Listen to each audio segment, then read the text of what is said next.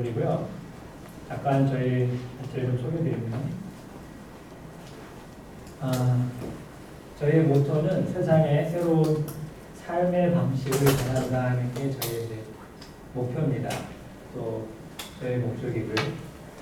어떤 새로운 삶의 방식이 있는지 그거를 이제 고민했겠죠. 매년 모여서 저희 가족들이 새로운 삶의 방식을 배우고 그것이 삶에서 익숙해지도록 서로 격려하고 훈련하는 그런 캠프입니다.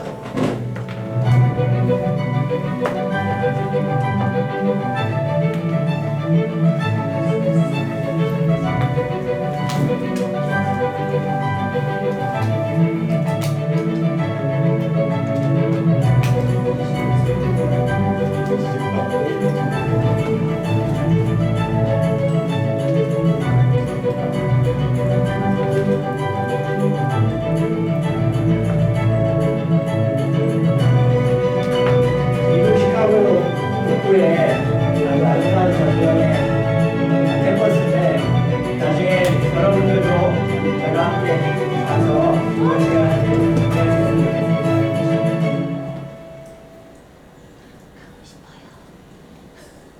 그리고 저희가 또 운영하는 얼러트라고 하는 성품 훈련 프로그램이 있어요.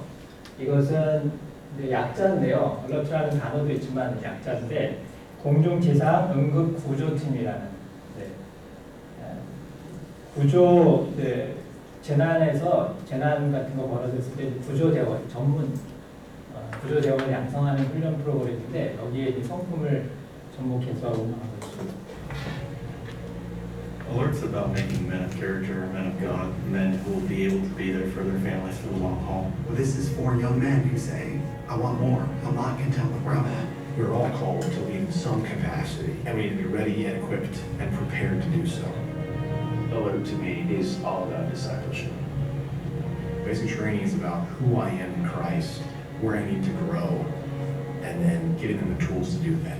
Alert's going to push you in some way, shape, or form past anywhere you've ever been pushed before. I didn't realize how much I needed self-discipline. I didn't realize how bad I was at relating to people. I discovered that I could do more than I thought I could push harder than I thought I could, and that I could go deeper in my relationship with Christ than I ever had before. It builds a certain confidence in what God can do through you. I sit around the campfire with them. I go on hikes with them. I spend time in the dorms with them. We're standing with them shoulder to shoulder. That's what we're trying to make is a brotherhood of like-minded men. Training alongside other men has so much value because shared experience is what bonds guys. I can share with them what God's doing in my own life and how it's going to impact them as well. From the bottom to the top, leadership across the board is involved in these guys' lives because the men are the mission. What we're aiming for is that we would train men to serve. Now, if you're going to serve, you have to have tools to do that. And then it gives you opportunities to actually apply those service skills where you're on real-world disaster. I wanted to do something in public safety and then realized how professional the training here was. Giving to those people who can give nothing back, to me really sums up what it means to love. We use military structure to provide discipline, the Word of God to provide our foundation, and we provide an example of the lives of godly men who have gone before. A lot of the life lessons that I got at Alert continue with me every day. It's just changed the way I look at myself and the way how God wants to use me. Alert changed my view on what godly manhood looks like. I believe in the mission of forging extraordinary men for the cause of Christ.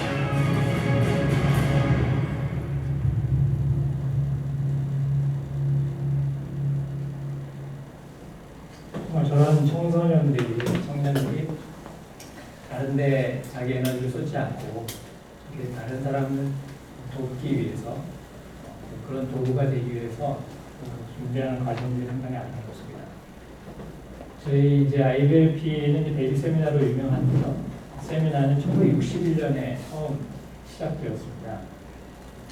시카고 청소년 폭력배들과 이제 저희 창립하신 분이 상담을 하다가 이제 그 아이들이 왜 집을 나오게 되었고 또 왜 길거리에서 방황하게 되며 나쁜 어두운 그들의 삶을 살게 돼요. 그리고 왜 그들이 집에 돌아가지 못하는지 그런 것들을 계속 들으면서 인간이 누구나 겪게 되는 삶의 갈등들을 이제 찾게 되었어요. 1964년에는 힐튼 대학에서 이 학생 과목으로 첫 강의가 시작되었고 그 다음에는 이제 수강생들이 불어나면서 50년 동안 250만 명 이상이 참석을 했습니다. 저는 1990년에 미국의 오렌지 카운티에 있는 컨벤션 센터에서 했는데 그야말로 이 정도의 숫자의 사람들이 모였었어요. 지금은 뭐 이렇게 크게 모이지는 못하고 있지만 아무튼 수많은 사람들이 정말 가정이 파탄되는 위기의 그 벼랑 끝에서 다시 회복되고 부모와 자녀들이 그야말로 인연을 끊을 정도까지 갔던 그러한 어두운 관계에서 밝은 기차 관계로 회복되는 놀라운 일이 많이 일어났습니다. 이 세미나에서 이제 여러분들이 오늘 하루 종일 긴 장시간 동안 배우셨던 내용을 잠깐 요약해 드리면 그러기 전에 혹시 여러분 허리가 좀 약하신 분 계세요? 나는 좀 허리가 약하다. 괜찮습니다. 허리가 약한 경우 괜찮잖아요. 네? 저요. 예, 한번 나와보세요.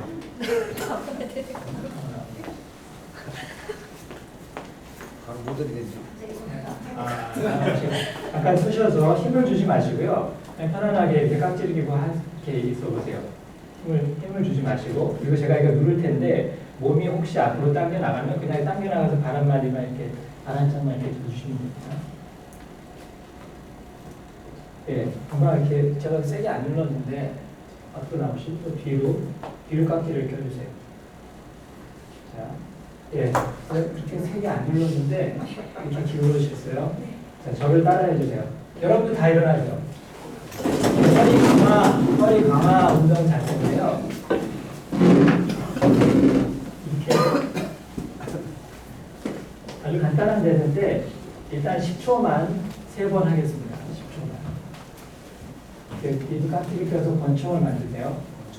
이게 쉽지 않은 분들 있을 수 있는데 그 다음에 스쿼트랑 약간 비슷합니다. 스쿼트랑 비슷해서 무릎 대신 무릎이 여기에 좀 앞으로 안 나간다는 개념으로 뒤로 좀 빠져야 돼요. 그리고 여기 허리가 C자로 돼야 돼요. 허리가 C자로. 저도 아직 이제 과정 중인데 그리고 고개는 최대한 젖혀서 턱과 가슴과 무릎과 발끝이 일직선이 사실은 돼야 되거든요. 그렇게 될 정도로 뒤로 당기셔야 돼요. 자, 시작. 많이 앉으세요. 하나, 둘, 셋. 허리가 아프셔야 됩니다. 넷, 다섯, 여섯, 일곱, 여덟, 아홉, 열. 네, 허리가 좀 아프신 게 더 자세가 잘 나오실 거예요. 한 번 더 하겠습니다. 자, 팔은 뒤로 젖히시고 어깨를 이렇게 뒤로 젖히시고요. 무게도 들이시고 하나, 둘, 발가락 하나 드세요. 엄지발가락을 드세요. 다섯, 여섯, 일곱, 여덟, 아홉, 열. 네. 한 번만 더 하겠습니다. 시작. 하나, 둘, 셋, 넷, 다섯, 여섯, 일곱, 여덟, 아홉, 열. 아마 호흡지 못해서 아마 굉장히 생기는 거예요. 잘 돼요? 아까처럼 똑같이. 자, 보여드리세요. 아니, 옆으로. 오! 신기하다. 오! 아까는 훨씬 편하게. 자, 이거 뒤로.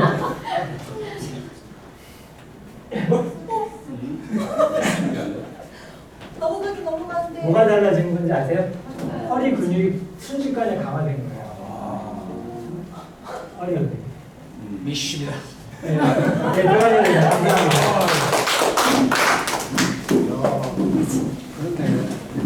자세 하나로 이렇게 몸의 균형이 달라지는 거지. 성품은 마치 자세를 교정한 것 같아요. 마음 자세라는 말이 있잖아요. 그게 이제 결국 성품입니다.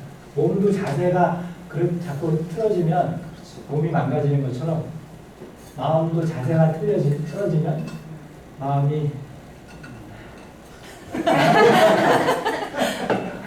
약해져요. 약해지고 마음이 약해진다는 건 그냥 약해지는 게 아니라 좀 병이 든다는 얘기죠. 그래서 근데 그 갈등 중에 이제 여러 갈등이 있겠지만 그 중에 좀 굉장히 중요한 갈등이라고 해서 7가지를 이제 발견한 겁니다. 첫 번째 갈등이 뭐냐면 내가 어디서 왔느냐에 대한 질문에 대해서 정확한 답을 찾지 못하거나 아니면 오답을 갖고 있을 때 갈등이 시작돼요. 저희는 이걸 설계의 원리, 디자인의 원리라고 합니다. 자, 지금으로부터 16년 전 저희 아이들이에요. 네, 지금은 뭐 장성한 청년들이 다 돼 있겠죠. 이 아이들이 지금 이 사진을 찍은 당시부터 한 6개월 후에 자기들에게 인생에 어떤 일이 벌어질지 모르고 지금 천진난만하게 웃고 있어요. 근데 진짜 상상도 못한 일이 6개월 후에 벌어집니다. 그게 뭐냐면 저희 아이들이 이때가 막내가 초등학교 2학년, 둘째가 4학년, 큰애가 6학년이었어요. 근데 이게 이제 겨울 1월 초쯤인데 8월 달에 저희가 학교를 안 보내기로 결정하고 그 다음부터 아이들이 학교를 안 갔습니다. 그래서 우리 아이들이 학교를 다닌 거는 초등학교 2학년, 4학년, 6학년 전부예요. 네. 그걸 모르고 이렇게 오는 거죠. 네, 아무튼 인간은 누구나 태어나서 자기가 누군지 모르고 태어납니다. 자기가 어디서 왔는지 몰라요. 사실. 옛날에 우스갯소리도 뭐 다리 밑에서 좋았다는 소리도 들어보세요. 뭐 거의 안 하지만 저희 시절에도 그런 얘기도 하셨습니다. 근데 어쨌거나 내가 어디서 왔는지에 대한 그 궁금증을 해결하지 못해서 사람들은 방황하기 시작해요. 그걸 이제 사춘기라고 합니다. 그래서 이제 모든 나에 관한 것에 대해서 뭔가 마음에 안 드는 부분을 한 거예요. 그렇죠? 탐탁지 못한 나에 대한 부분을 발견하는 거예요. 예를 들어서 외모다. 그러면 이 외모를 어떻게 할 것인가? 근데 이런 인식, 내가 좀 못났다. 내가 나를 보니까 마음에 안 든다. 부족하지 않다. 이런 개념, 인식이 어디서 왔냐는 거죠. 누군가가 태어나면 여러 가지 말과 감정을 이제 받게 됩니다. 대부분은 이제 가정의 부모님들이 태어날 때는 굉장히 좋은 태도로 좋은 얘기를 많이 해주죠. 널 환영한다. 복스럽다. 이쁘다. 뭐 다 좋은 얘기를 합니다. 그러던 어느 날 최소한 이렇게 걸을 때까지만 해도 잘해요. 걸음마를 배울 때까지만 해도. 걸음마를 배울 때까지만 해도 너 왼발에 힘을 더 줘야지 막 이렇게 지적하는 엄마는 별로 없습니다. 그야말로 한 발 더 어디고 쓰러지더라도 어때요? 엄마들이 기뻐하죠. 한 발 뛰었어. 반 발 뛰었어. 그걸로 막 동네방네 전화하면서 우리 애가 한 발 뛰었다고 자랑합니다. 그러던 엄마가 어느 날부터인가 내가 하는 행동에 대해서 자꾸 부정적인 반응을 보이기 시작하는 거죠. 근데 그러다가 단순히 그런 행동이나 나의 말, 태도만 갖고 얘기하면 좋은데 나의 인격과 나의 존재에 대한 평가를 내리는 단어가 나옵니다. 너 그래가지고 뭐가 돼? 뭐라든지 아니면 너는 왜 이렇게 엄마의 좋은 부분을 못 닮았냐든지 아주 인격에 대해서 치명적인 상처가 되는 말들이 하는 거죠. 그래서 이제 아이들이 발달하게 되고 그걸 이 청소년 때 해결하지 못하면 그게 어른까지 간다는 거죠. 그래서 모든 관계의 기초가 다 여기서 출발하는 거죠. 그래서 우리가 어떤 시도를 합니까? 자기 이미지를 이제 바꾸려고 하죠. 뭘로 바꾸죠? 자기 이미지를. 뭐 그래서 여자들 같은 경우에는 화장을 할 수 있잖아요. 외모가 마음에 외모를 업그레이드하기 위해서 화장을 할 수 있어요. 남자는 화장을 잘 못하니까 뭐 합니까? 운동을 해가지고 뭐 몸을 만든다거나 그럴 수 있죠. 또 더 나아가서 옷을 입는 거예요. 또 외모뿐만 아니라 또 다른 걸로도 자기를 업그레이드 시킬 수 있죠. 공부를 더 열심히 해서 다른 사람보다 내가 똑똑하다. 또 좋은 학력. 또 학교 가면 공부를 잘하는 사람이 더 우대받고 또 학교를 졸업하면 직장에 좋은 데를 들어간 사람이 우대받고 이런 구조 속에서 이런 비교와 경쟁의 구조 속에서 끊임없이 나의 정체에 대한 혼란과 공격이 들어오는 거죠. 그래서 그것을 맞추려고 하다 보니까 나의 본 모습과 다른 모습이 되어가고 거기서 갈등이 이제 시작되는 겁니다.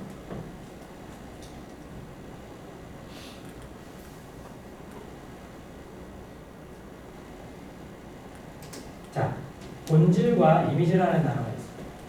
어떤 게 더 중요하죠? 어떤 게 중요해요? 제가 먼저 보여드리는 바람에 근데 사실 제가 이걸 보여드리기 전에 여러분은 어떻게 생각하셨죠? 본질이 더 중요하다고 생각하셨죠? 특히 아마 리더십이나 이렇게 좋은 강의를 하시는 분들은 다 그렇게 생각하셨습니다. 왜 본질이 중요하죠? 이미지보다? 예? 근데 정말 본질이 중요한가요?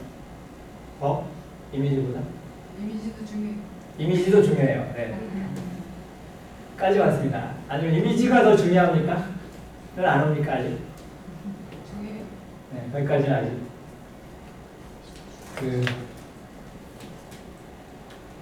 이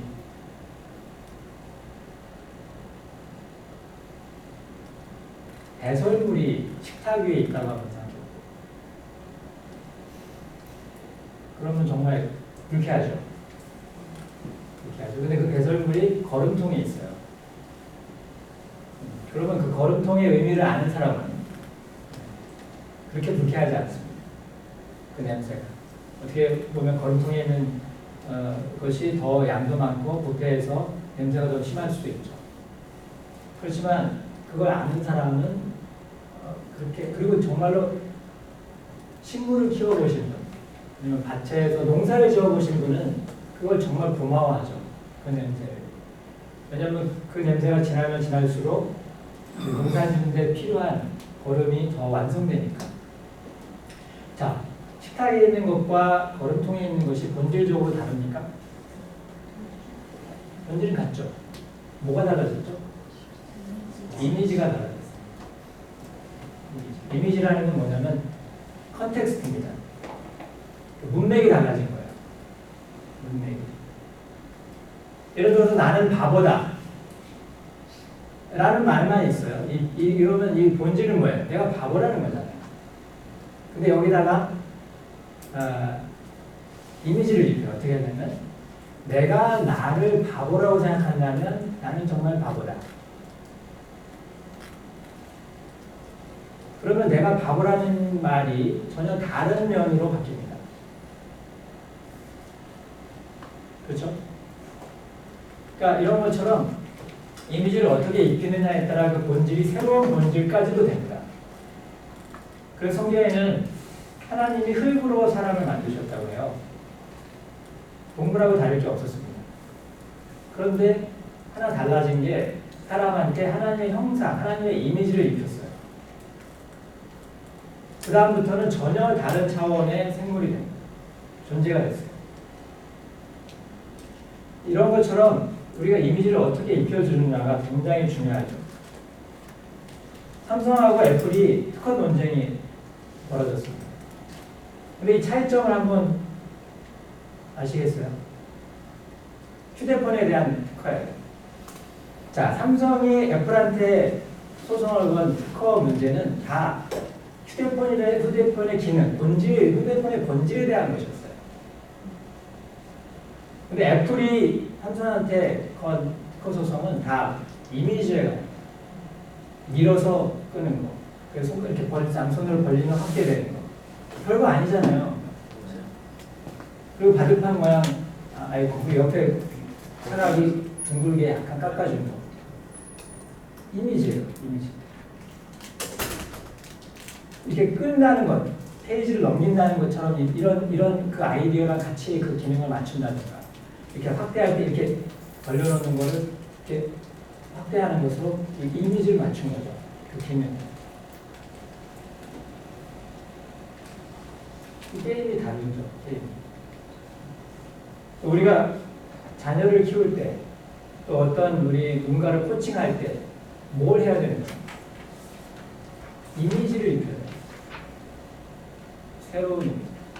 그렇다고 가짜 이미지가 아니라 진짜 이미지인데, 그 사람이 인식하지 못하는 이미지를 이제 찾아주는 거죠. 그래서 나는 못생겼어, 뭐 이런, 나는 멍청해, 난 별로 중요하지 않아, 잘하는 게 없어, 난 여기 어울리지 않아, 아무도 날 사랑하네, 아무데도 쓸모없어, 난 언제나 혼자야, 내 인생은 절망적이야, 난 재능이 없어, 아무도 내 마음을 몰라, 난 집만 될 뿐이야, 내 인생은 목적이 없어, 난 죄를 이길 수 없어, 난 리더가 될 수 없어, 난 용서받지 못할 죄를 지었어, 난 태어나지 말았어야 해, 난 자신을 용서할 수 없어, 하나님 날 사랑하지 않아, 하나님은 내 기도를 듣지 않아, 계속 살 의미가 없어, 난 아무런 가치가 없어 라는 생각에 빠져 있는 사람이라면 얼마나 힘들겠어요. 이런 사람이 이 중에 하나만 자기가 생각을 해도 자기에 대해 생각해도 힘든데 이 중에 여러 개를 자기 것으로 생각하고 있다면 얼마나 힘들겠어요. 이런 사람들 필요한 사람이 어떤 사람일까요? 바로 격려해 주는 사람. 그래서 사춘기 때 아이들이 자기 정체성이 혼란스러워할 때 제일 필요한 사람은 격려하는 사람이에요. 근데 정작 이 일을 해줘야 될 사람이 부모님인데 이때 부모님들이 제일 많이 하는 게 뭐죠? 지적하는 거죠.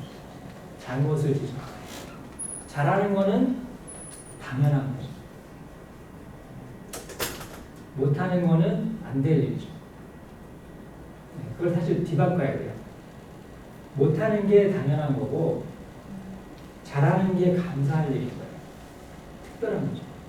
그 관점을 부모님이 못 갖기 때문에 격려자의 관점을 못 갖는 거죠. 격려자는 그래서 지혜가 필요합니다. 남이 못 보는 걸 볼 줄 알아야 돼요. 그리고 그 진리를 자기의 삶에 매일 실천할 줄 알아야 되고 분별이라고 하는 것은 겉모습이 아니라 속에 보이지 않는 원인을 볼 수 있는 그런 통찰을 말합니다. 믿음이라고 하는 것은 옳은 일을 꾸준히 하면 과정이 보이지 않아도 좋은 열매를 맺을 수 있다. 성품을 따라가면 중간중간에 빠르게 결실을 내지 못하지만 궁극적인 결말은 확실하게 보장될 수 있다는 걸 믿고 기다릴 줄 아는 또 신중함, 말이나 행동 신중하고 또 사랑, 필요를 채워줄 줄 알고 또 누구나 보는 관점으로 그 사람을 판단하고 깎아내리지 않고 전혀 다른 관점에서 그 사람의 잠재력을 보는 거예요. 아까 언론에서 이렇게 고백한 친구가 있었잖아요. 자기가 얼마나 하나님을 위해서 일할 수 있는 존재인지를 그동안 몰랐는데 그 능력이 자기 속에 잠재되어 있다는 걸 알게 됐다. 이 훈련을 통해서. 그런 격려를 해주는 사람이 누군가가 있어야 됩니다. 또 열성을 가지고 늘 기쁘게 나만 보면 기뻐하는 사람이 여러분 주변에 하루에 한 번씩이나 있다고 생각해 보세요. 그 사람 때문에 힘이 나지 않겠습니까? 근데 나를 볼 때마다 얼굴이 찡그리고 그런다면 얼마나 힘들겠어요. 저는 제가 이거를 열성을 배울 때 아침에 일어날 때 아이들이 하고 처음에 만날 때 생전 처음 볼 때 우리 아이를 아는 것처럼 막 반기면서 너무 기쁘다 아침부터 널 만나게 돼서 이렇게 해본 적이 있어요. 그걸 제가 꾸준히는 못했는데 근데 그렇게 하니까 아이들이 처음에는 뭐 장난인 줄 알고 막 이렇게 하는데 그래도 기분이 좋은 거예요. 그래서 아침에 일어나자마자 자기를 반겨주고 기뻐해주는 사람이 있다는 게 얼마나 큰 복이에요. 이런 격려하는 사람이 그 주변에 있다면 이 자기의 이미지 때문에 고민하고 슬퍼하는 사람, 심지어 자살까지 하는 사람을 살려낼 수 있는 거죠. 두 번째는 내가 어디에 있는가. 아까 마지막에 여러분이 배우신 권위의 원리에 대한 이야기인데 자, 지금 사람들이 우산 밑에 있습니다. 근데 이 우산 밑에 있다는 것을 다른 말로 표현하면 무슨 말이죠? 예, 우산의 보호를 받고 있다. 뭐 예를 들어 비가 온다거나 아주 센 햇볕을 받고 있다 그러면 폭염에서 또 비에서 또 눈에서 이렇게 보호해 주는 거죠. 그런데 이걸 또 다른 관점에서 생각하는 사람이 있어요. 왜 나를 이 우산 밖으로 못 나가게 날 가로막지? 라고 생각하는 거죠. 그리고 더 현실적인 것은 이 우산에 구멍이 난다는 것입니다. 더 현실적인 거죠. 무슨 말이냐, 우리의 권위자, 나를 책임지고 있는 나의 윗사람이나 권위자가 문제가 있는 거예요. 그분들이 문제가 없다면 당연히 복종할 수 있죠. 어렵지 않게. 그분이 문제가 있는 분이 나한테 어떤 명령을 내리고 지시를 하니, 그것도 합당하지 않은 명령을 내리니 당연히 내가 이건 들을 수가 없죠. 당연히 반항할 수 있는 권리가 나한테 있다고 생각할 수밖에 없죠. 그래서 여기 이 인간의 문제는 최종 결정권이 나한테 있기를 바랍니다. 그게 이제 갈등의 시작입니다. 아이들이 이제 크다가 어느 순간 엄마가 안 된다고 하는 말에 한번 돌아보는 경우가 있어요. 그전에는 안 돼 그러면 멈추는데 저희 집에 개도요. 이렇게 가다가 멈춰 그러면 멈춰요. 근데 어느 순간 멈췄다가 한번 돌아보는 게 이게 이때부터가 뭔가 다른 생각을 하게 되는 거예요. 돌아보면 끝까지 좋아요. 근데 돌아보고 나서 가던 길을 가죠. 그래서 내 위치가 어디 있는가를 아이들한테 가르쳐주면 또 그걸 잘 배운 어른은 어디를 가든 자기 위치를 알고 거기에 맞게 행동할 줄 알아요.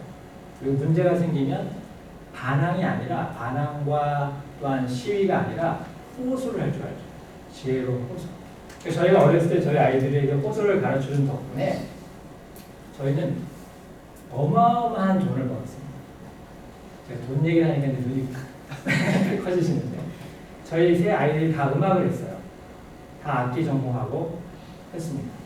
그런데 뭐 제가 뭐 수입이 이렇게 많은 편이 아니었어요. 재산이 많은 것도 아니었어요.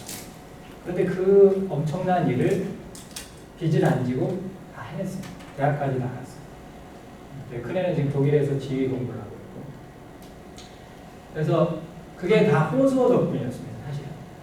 그래서 저는 다음 주에 호소 배울 때 열심히 잘 배우세요. 정말 있을 수 없는 기회를 만들어냅니다.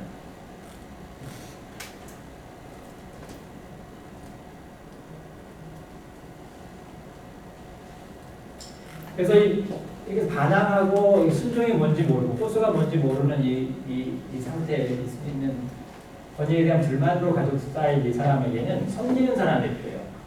근데 우리는 자녀들이 불순종하고 말을 안 들을 때 어떻게 하죠? 더 권력을 더 세게 강화하죠. 네? 그거는 사실 이렇게 바람직한 방법은 사실은 아니에요. 오히려 윗사람이 섬길 줄 아는, 먼저 솔선수범하고, 예를 들어서 아이한테 집 앞 방안을 청소하라 그랬는데 애가 정리를 안 해요. 그럼 뭐 더 큰 뭐 벌칙을 준다거나 이렇게 만들려고 하죠. 애가 청소를 하게 만들죠. 그게 아니죠, 사실. 내가 오히려 치워주고 그 치워준 상태의 그 이익, 그 혜택이 얼마나 좋은 건지 누리게 해주고 그걸 통해서 치우는 게 왜 유익한지, 그게 왜 좋은 것인지를 깨닫게 해주는 게 되게 중요해요. 그 섬길 줄 아는 사람, 그 사람이 옆에 있어주면 오히려 반항하던 아이들을 더 순종으로 이끌어낼 수가 있어요. 그러려면 주변에 일어나는 일이 뭔지 아는 경각심이 필요하고, 또 말이나 또 먹을 거나 또 안식처를 제공할 수 있는 한 대, 또 내게 있는 걸 후하게 나눠줄 줄 알고, 또 기쁨은 남에게는 좋은 게 아니라 안 좋은 상황에서 좋은 태도를 유지하는 거예요. 자녀가 불순종했을 때 당연히 불쾌한 상황이죠. 불쾌할 수 있는 상황이죠. 그걸 불쾌하지 않고 그걸 좋은 태도로 그 상황을 응하는 것, 그게 기쁨이에요. 그다음에 유연성, 또 여러 가지 변수에 대해서 자연스럽게 바꿔줄 수 있는 여유, 그다음에 유용성, 언제든지 내 시간을 내서 그 사람의 필요를 채워줄 수 있도록 내 계획을 바꿀 수 있는 마음, 또 끈기, 여러 가지 스트레스를 잘 견디고 끝까지 최선을 이룰 수 있는 힘, 그게 이제 섬기는 사람이죠. 세 번째는 어디로 가는가, 어디서 왔는가, 어디에 있는가, 어디로 가는가겠죠. 근데 그거는 7번째 단어입니다. 그래서 그 사이에 이제 여러 가지 일이 벌어지죠. 무엇을 했는가, 이것은 내가 무엇을 했는가입니다. 자, 피노키오는 뭘 하면 코가 늘어나죠? 거짓말을 하면 늘어나요. 근데 이제 피노키오는 당연히 그래도 다행이에요. 겉으로 이렇게 나오니까. 근데 우리가 거짓말을 하면 이 코는 안 나오지만 어떤 변화가 있나요? 내 양심에 뭐가 신호가 울려요. 처음 거짓말했을 때. 여러 번 거짓말하면 이 신호가 잘 안 되는데 첫 거짓말을 했을 때는 이 양심이 이제 찔린다고 하잖아요. 불편한 거죠. 불편한 거죠. 그 양심을 내가 어떻게 정리하느냐. 그게 굉장히 중요한 거죠. 그게 책임의 원리라고 하는 건데. 근데 대부분은 피노키오가 자기 코가 나오는 것처럼 우리는 어떻게 하죠? 손가락을 다른 데 갖다 쟤 때문에. 아니면 이 상황 때문에 내가 이렇게 되거나 저 사람 때문에 이렇게 자꾸 손가락질. 그게 이제 양심을 깨끗이 하는 방법에서 멀어지는 거죠. 왜냐하면 그래야 내가 정당화될 수 있기 때문에. 그 정치나 이렇게 사회를 보세요. 제일 많이 하는 게 뭐죠? 비난이죠. 왜 그렇죠? 그게 자기 정당화에 아주 안 좋은 방법이에요. 아주 차원이 낮은 방법이죠. 자기를 정당화할 수 있는 가장 좋은 방법은 자기가 잘못한 부분을 시인하고 자기가 스스로 바꾸는 겁니다. 그게 자기를 정당화하는 최선의 방법이에요.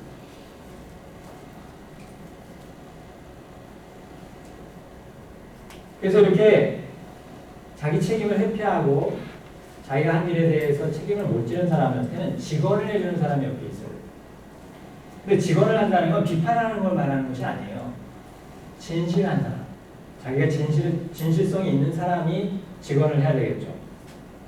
또 자기가 스스로 순종할 줄 아는 사람. 순종이 뭐 어떤 의미인지, 왜 기쁘게 순종하는 것이 의미가 있는지, 그 겉과 속이 같은 사람, 유선적이지 않고, 또 도덕적으로 탁월한 사람, 또 진리를 담대하게, 옳은 것이면 담대하게 용기를 내서 말할 수 있는 사람, 또 잘못한 부분을 용서할 수 있는 사람, 또 잘 모르는 부분을 잘 설득해낼 수 있는 사람.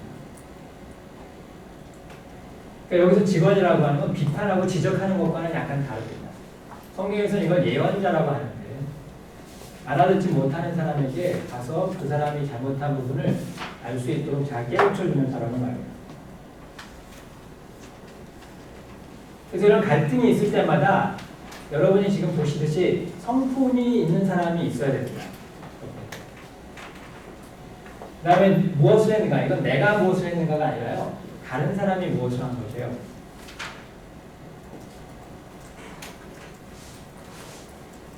우리는 나만 잘하면 된다 라는 말이 있죠. 나만 잘하면 된다. 맞나요? 틀린가요? 나만 잘하면 된다. 틀린가요? 틀린가요? 맞나요? 나도 잘해야 된다. 예? 나도 잘해야 된다. 아, 나도 잘해야 된다.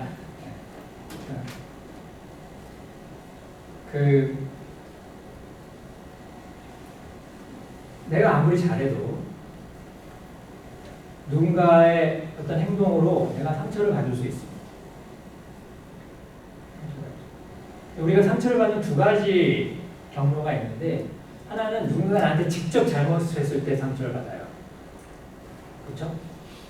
근데 누군가가 직접 나한테 잘못한 게 아닐 때도 상처를 받을 때가 있어요. 어떤 경우죠? 어떤 사람이 제3자한테 잘못을 했을 때도 내가 상처를 받아요. 그렇게 받는 경우들이 있습니다. 근데 이 상처는 더 치명적이에요. 나한테 잘못한 게 아닌 것에 대한 상처를 받는 거예요. 그걸 이제 예직선에서 상처를 떠안는 거라고 하는데 여러분이 DVD를 보시게 되면 좀 자세한 설명이 좀 더 나옵니다. 그래서 우리는 상처를 받을 때 우리의 이제 본능적인 태도는 보복하는 거예요. 응징하는 거죠. 그래서 그러면 내 상처가 회복될 거라고 생각해요. 근데 그걸 이제 후련하다고 해석을 하는데, 근데 실제로 그렇지 않다는 것을 많은 사례를 통해서 우리는 경험하게 됩니다. 성경에서는 그런 보복보다 더 좋은 솔루션을 제공해요. 그게 바로 용서인데,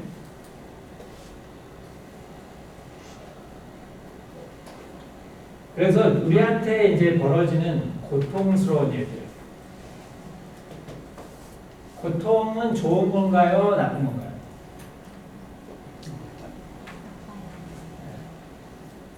고통 자체는 좋은 거라고 할 수 없겠죠. 그렇지만 고통이 우리에게 주는 신호가 있어요. 그러니까 우리의 몸에 제가 이제 아까 보여드린 그런 자세 운동을 이제 배우고 있는데 거기서 하는 게 뭐냐면 우리 몸에 숨어 있는 통증을 찾는 거예요. 제가 이제 얼마 전에 50개월을 갔었어요. 근데 그게 어느 날 그 아픈 날부터 아픈 게 아니에요, 사실은. 아프기 전부터 이미 내 몸에서는 그게 아프다는 소리를 했어요. 했는데 제가 그거를 느낄 정도까지는 소리를 못 낸 거죠. 그러다 어느 날 제가 알 정도가 됐을 때는 이미 손이 말을 안 듣는데 지경이 된 거예요. 그래서 이렇게 몸이 망가지기 전에 숨어있는 통증들을 찾아내는 거. 그게 어떻게 하는 거냐면 뭐 도구나 이런 걸 가지고 다 막 누르는 거예요. 쉽게 말하면. 온몸을 막 눌러요. 우리 몸은 사실 눌러서 아프면 안 된대요. 네, 사실은. 그래서 막 눌러요. 막 허벅지도 막 누르는데 여기 허벅지가 어마어마하게 아파요. 보통 다 막 신음소리가 막 나요. 여기 할 때. 근데 저는 평소에 허벅지가 아프다는 생각 안 했거든요.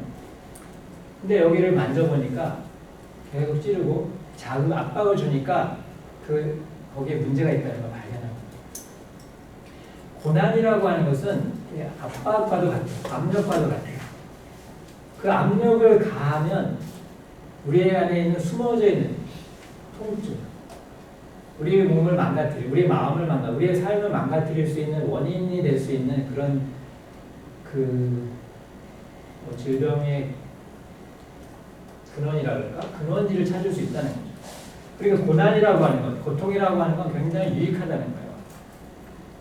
심각한 위기를 당하기 전에 그걸 미리 사전에 알 수 있는 좋은 진단을 주기 때문에. 그래서 누군가가 우리에게 정말 내가 용서할 수 없는 나쁜 짓을 나한테 했을 때 그 고통 이루 말할 수가 없죠, 사실은. 그렇지만 그 고통 덕분에 내가 다른 많은 부분들에 대해서, 내 삶의 부분에 대해서 돌아볼 수 있고 진단을 내릴 수 있다면 그건 사실 어떻게 보면 유익할 수 있는 거죠. 그걸 어떻게 취하느냐에 따라. 여기는 조직하는 사람이 필요합니다. 무슨 말이냐면 조직하는 사람은 다른 말로 하면 균형을 잡아주는 사람이에요. 다른 사람을 용서 못하는 사람은 대부분 균형이 깨진 상태입니다. 상처가 너무 아파가지고 사태나 상황을 정확하게 보지 못해요. 다 자기 중심으로만 보고.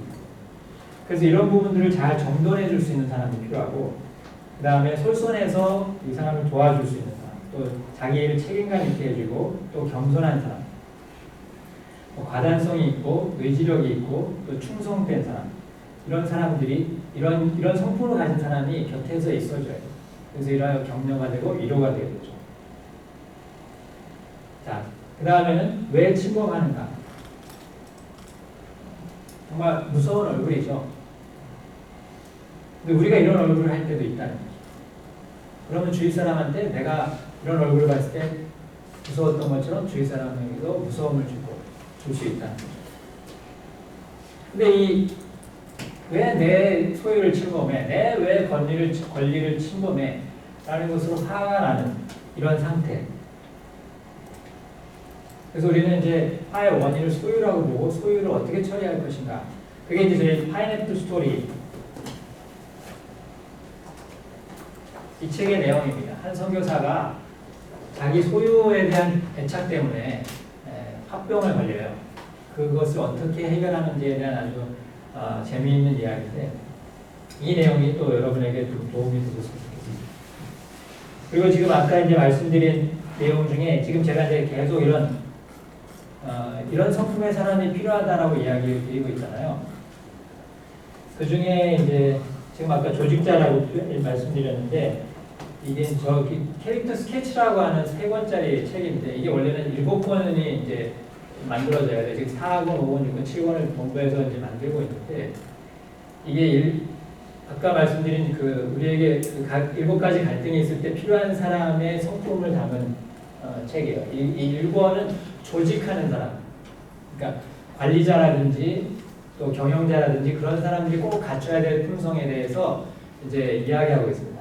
그리고 이제 역사나 특히 이제 그 생태계, 자연 생태계, 동물들의 생태를 통해서 그 동물들에게서 찾을 수 있는 그 성품 특성들, 특질들을 가지고 이 성품을 잘 설명하고 있어요.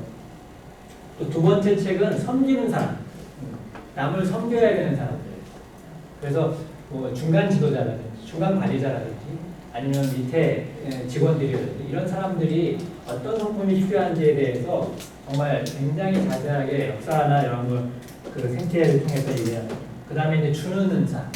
아직은 주는 은사를 얘기하는데 주는 사람. 남한테 후히 베풀 수 있는 사람은 어떤 성품이 있는가. 거기에 대한 책을 이제 여기서 다루고 있어요. 지금 주는 사람이 이제 여기 필요한 거죠. 소유에 있어서는. 준다는 건 결국 자기 소유를 비운다는 뜻이기도 해요. 남한테 준다는 거. 이런 품성들이 이제 있는 사람들이 이제 곁에 있어야 되는 거죠. 화가 많은 사람일수록 그 화에 대해서 비난하고 이렇게 하는 사람보다 그 사람한테 베풀어주는 사람이 사실 곁에 있어야 돼요. 또 무엇에 매여 있는가? 자, 매여 있죠. 자유의 권리. 자유가 뭐죠? 자유. 마음대로 하는 거. 내가 원하는 대로 하는 거. 그런데 자유를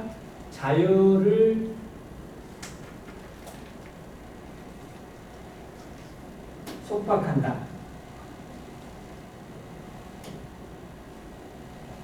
라는 말 혹시 들어보셨나요? 무슨 뜻일까요? 자, 제가 제 입이 먹고 싶은 걸 좋아해요. 먹는 걸 좋아해요. 그래서 먹고 싶은 대로만 먹었어요. 그랬더니 제 입은 좋은데 제 몸의 어떤 부분은 자유가 없어졌어요. 여유가 없어졌어요. 너무 힘들어요. 이런 경우죠. 똑같이 나는데 입도 나고 다른 장기들도 다 나잖아요. 다 같은 난데 내가 어떤 자유를 누리니까 내가 그 자유를 침해당하는 또 다른 내가. 그런 경우도 우리가 많이 보죠.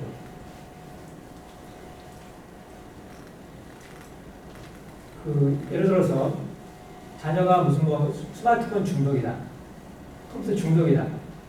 그러면 어떤 일이 벌어질까?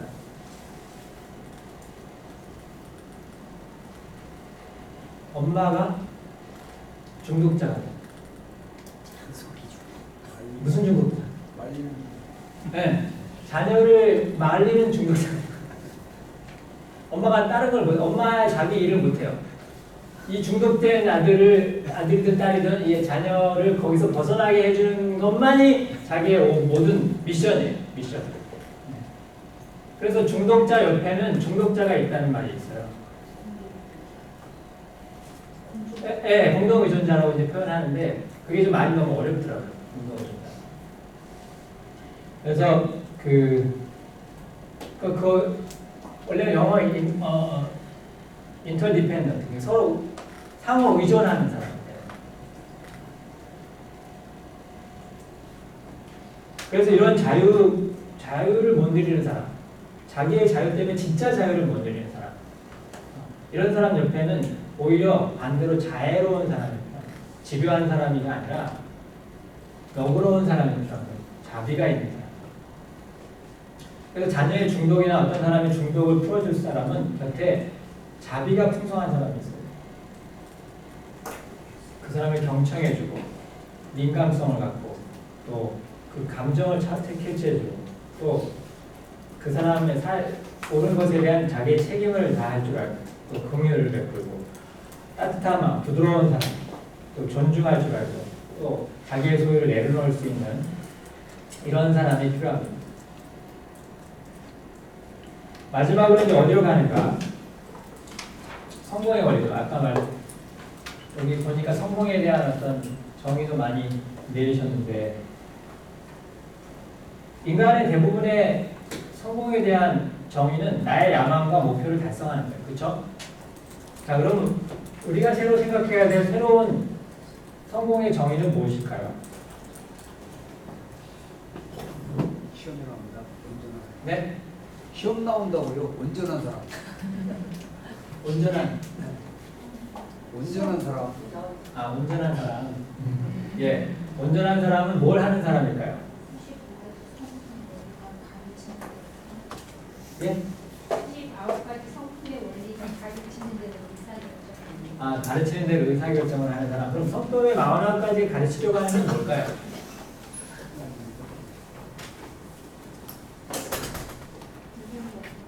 행동? 행복을 가르치려고 한다. 자, 성공을 위해서 가르치는 사람이 있어야 돼요. 진짜 진리를 가르쳐 줄 수 있는 사람, 깨닫게 해줄 수 있는 사람, 절제가 있고 공경이 있고 근면이 있고 철저하고 신뢰성이 있고 안정있고 인내. 가르치는 사람은 인내가 필요합니다. 여러분들 다 가르치시는 분들이잖아요. 인내가 필요해요. 인내가 뭐죠? 기한을 정하지 않고 기다려줄 수 있는. 자, 나의 학생이 있습니다. 근데 선생님이 기다려주지 못해요. 이 아이가 못 알아들으니까 그걸 막 야단을 쳐요. 그건 진짜 선생님이 아니에요. 훌륭한 선생님은 기다릴 줄 알아요. 아이가 이해를 못하면 내가 다르게 가르쳐줘야 되는구나. 더 보충해줘야 되겠구나 라고 생각하는 게 참 스승인 거예요. 그리고 그 아이가 깨달을 때까지 기다릴 수 있는. 저희가 아이들을 홈스쿨 하면서 배운 게 이거예요. 제일 중요한 게 이거였습니다. 이걸 기다려주지 못하면 못하는 거예요. 그래서 저희는 아이들이 학년에 맞게 수학을 하지 않았어요. 자기 실력에 맞게 수학을 했습니다. 많이 하지도 않았어요, 그 수학.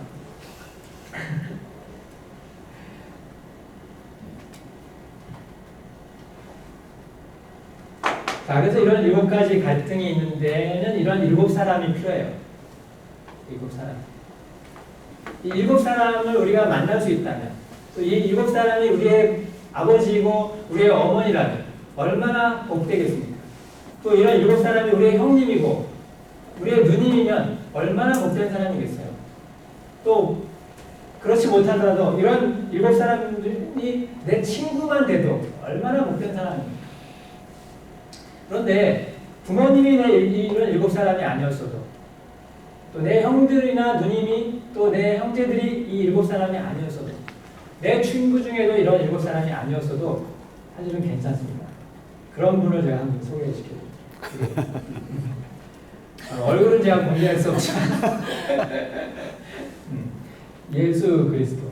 저게 사실은 타임진가 해서 컴퓨터로 예수님의 그 얼굴을 이렇게 과학적으로 추적해서 만든 사진을 제가 보여드릴 수 없어서 그 블러 처리하는 거예요. 인터넷에 보면 나오더라고요. 약간 좀 목수같이 생기셨어요. 근데 아무튼 그 얼굴이 중요한 게 아니라 바로 이런 분인 거죠. 그런 분이 나랑 동행하신다면 얼마나 이게 좋을까요? 그리고 사실 이 가르치고 조직하고 이 성품의 목적은 딱 하나입니다. 여러분이 여기 오신 이유가 많이 있을 거예요. 그런데 성품이 목적이 아닌 분들이 좀 있을 거예요. 목적은 성품이 아니에요. 다른 데 목적이 있는데 성품은 수단인 거죠. 수단인 거죠. 그런 분들은 그 목적을 이룰 수 있습니다. 이 수단을 가지고. 실제로 그런 분들이 계셔요. 저희 성품 자료를 가져다가 이걸 수단화해서 자기의 목적을 이루고 계신 분들이 있습니다. 저는 굉장히 저희보다 더 잘 나가요. 근데 저는 그게 하나도 부럽지 않습니다.